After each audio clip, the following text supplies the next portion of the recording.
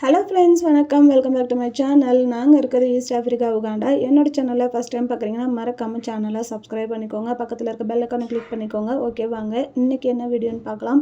இன்றைக்கி பார்த்திங்கன்னா தைப்பூச விரதத்தை பற்றி தான் பார்க்க போகிறோம். 21 நாள் எப்படி இருக்கலாம், என்ன மாதிரியான உணவுகள் கடைப்பிடிக்கணும், என்னென்ன செய்யலாம், என்னென்ன செய்யக்கூடாதை பற்றி தான் பார்க்க போகிறோம். ஓகே, வாங்க வீடியோக்குள்ளே போகலாம். நம்ம சேனலில் ஏற்கனவே முருகருக்காக இருக்கக்கூடிய விரதங்கள் எப்படி கடைபிடிக்கணும், என்னென்ன தீபம் போடணும், எப்படிலாம் அபிஷேகம் பண்ணணும், நிறைய வீடியோஸ் போட்டிருக்கேன். டிஸ்கிரிப்ஷனில் லிங்க் தரேன், மறக்காமல் போய் பாருங்கள். இப்போ நாங்கள் எங்கள் வீட்டில் தைப்பூச விரதம் 48 டேஸ் நாங்கள் ஸ்டார்ட் பண்ணியிருக்கோம். அதாவது ஒரு மண்டல காலம் நாங்கள் ஆரம்பிச்சிருக்கோம். இப்போ நீங்கள் 21 நாள் ஸ்டார்ட் பண்ணுறதா இருந்தால் ஜனவரி 22ஆம் தேதி ஸ்டார்ட் பண்ணிங்கன்னா February 11 தைப்பூசம் அன்னைக்கு நீங்கள் 21 நாள் கணக்கெடுத்துட்டு முடிச்சிடலாம். இப்போ ஆண்களாக இருந்தால் தொடர்ந்து 21 நாள் 48 நாள் கண்டிப்பாக இருக்க முடியும். ஆனால் பெண்களாக இருந்தால் ஒரு சில பேரால் இருக்க முடியும், ஒரு சில பேரால் இருக்க முடியாது. சில நேரத்தில் மாதவிடாய் நேரம் வந்துருச்சுன்னா அந்த நேரத்தில் மட்டும் நம்ம பூஜை ரூமுக்கு போகாமல் முருகனை மனசார நினச்சிட்டு வெளியிலே பூஜை செஞ்சுக்கலாம். பாடல்கள் பாடலாம், படிக்கலாம், என்ன வேணால் செய்யலாம். ஆனால் பூஜை ரூமுக்கு மட்டும் போயிட்டு விளக்கு ஏற்ற வேண்டாம்.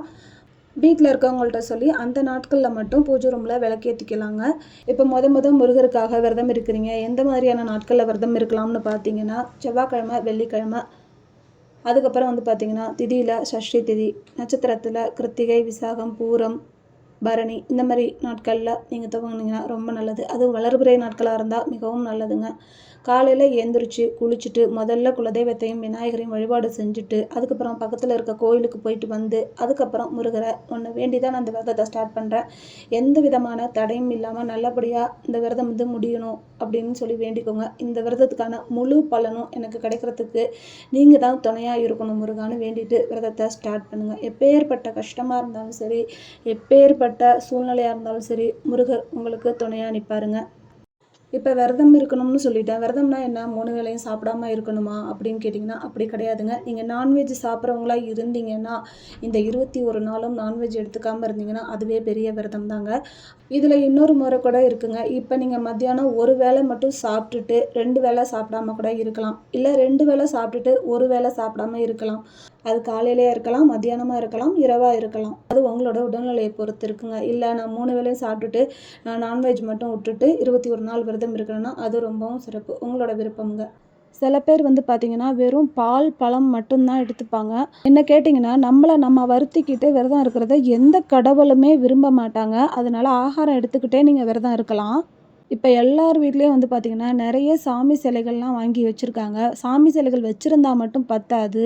சாமிக்கு பூ போட்டு தூபம் காட்டணும், ஒரு டம்ளர் தண்ணி வைக்கணும். காலையில் சாயங்காலம் 2 வேளையும் நெய்வேத்தியமாக பால், பழம், கற்கண்டு, ட்ரை ஃப்ரூட்ஸ் ஏதாவது வைக்கணுங்க.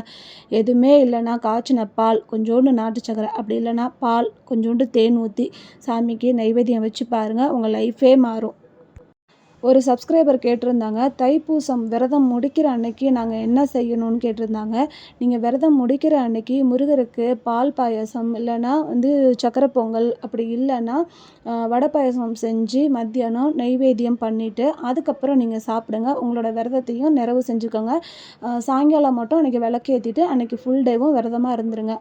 வீட்டில் வேல் வச்சுருக்கீங்க, சிலை வச்சுருக்கீங்க, அபிஷேகம் பண்ணணும்னு ஆசைப்பட்றீங்க அப்படின்னா உங்களோட விருப்பங்க. 3 பொருள் 5 பொருள்னு அபிஷேகம் செய்கிறதுக்கு தகுந்த பலன் உங்களுக்கு கிடைக்கும். காலையிலையும் பண்ணலாம், சாயங்காலமும் பண்ணலாம். பண்ணும்போது வேல்மரல் பாராயணம் செஞ்சுக்கிட்டே பண்ணுங்கள், அது மிகுந்த பலன் தருங்க. அதேமாதிரி கந்த சஷ்டி கவசம் பாராயணம் பண்ணுங்கள். கந்தர் அலங்காரம், கந்தகுரு கவசம், கந்தர் அனுபூதி, அப்படி இல்லைன்னா ஓம் சரவணபவன்னு 108 தடவை சொல்லுங்கள், அது போதும். அதே மாதிரி இன்னொரு சப்ஸ்கிரைபர் கேட்டிருந்தாங்க, முருகருக்கு எப்படி தீபம் ஏற்றணும், வெற்றிலை தீபம் போடணும்னு கேட்டிருந்தாங்க. வெற்றிலை தீபம் போடுறதா இருந்தால் செவ்வாய்க்கிழமை, வெள்ளிக்கிழமை போடுங்க. ஹோரை நேரத்தில் போடுறது மிகவும் அதிக பலனை கொடுக்கும். அதுவும் செவ்வாய்க்கிழமை காலையில் 6 to 7, மத்தியானம் 1 to 2, இரவு 8 to 9. அதேமாதிரி வெள்ளிக்கிழமை காலையில் 6 to 7, மத்தியானம் 1 to 2, இரவு 8 to 9. இந்த நேரத்தில் நீங்கள் தொடர்ந்து வெற்றிலை தீபம் போட்டுக்கிட்டே வந்தீங்கன்னா கண்டிப்பாக நீங்கள் நினச்சது கை கூடுங்கிறது நம்பிக்கைங்க. என்னோட நம்பிக்கையும் கூட. எனக்கு நிறைய விஷயம் நடந்திருக்கு, அதனால தான் அவங்க கூட இந்த விஷயத்த நான் ஷேர் பண்ணிக்கிறேன். ஓகே, அடுத்தது என்ன செய்யலான்னு பார்த்தீங்கன்னா, நீங்கள் முருகருக்காக மாலை போட்டுட்டு விரதம் இருக்கிறதா இருந்தீங்கன்னா ஒரு சில விஷயத்த மட்டும் நீங்கள் செய்யாமல் இருந்தாலே போதுங்க. முடி வெட்டக்கூடாதுங்க, நகமும் வெட்டிக்கக்கூடாது.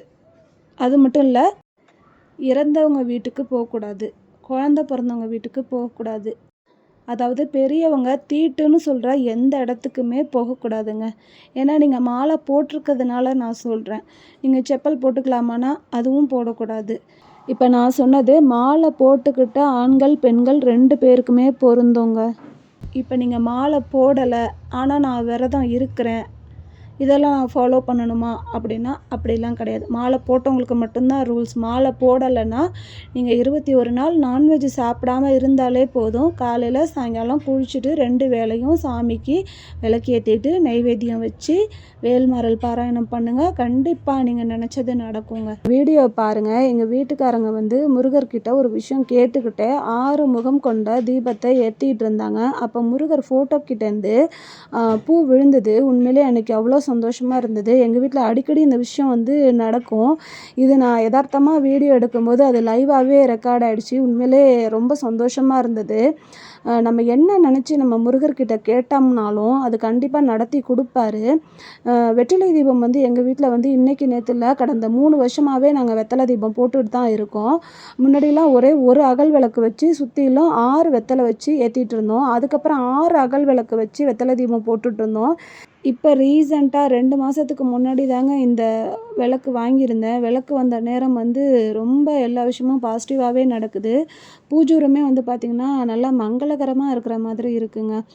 வீட்டில் வந்து கண் திருஷ்டிலாம் இல்லாமல் இருக்கணும்னு நினச்சிங்கன்னா செவ்வாய்க்கிழமை வெள்ளிக்கிழமை இந்த விஷயத்த செய்யுங்க. செவ்வாய்க்கிழமை அப்படி இல்லைனா வெள்ளிக்கிழமை நிலவாசலில் மஞ்சளை தடவிட்டு குங்குமம் வச்சுக்கோங்க.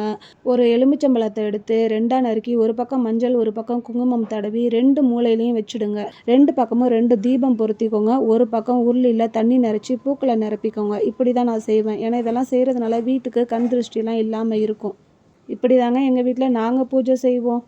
வீடியோ பிடிச்சிருந்தா உங்கள் ஃப்ரெண்ட்ஸ் அண்ட் ஃபேமிலிக்கு ஷேர் பண்ணுங்கள். சேனலை மறக்காமல் சப்ஸ்கிரைப் பண்ணிக்கோங்க. நெக்ஸ்ட்டு சூப்பரான ஒரு வீடியோவில் பார்க்கலாம் ஃப்ரெண்ட்ஸ். பாய்.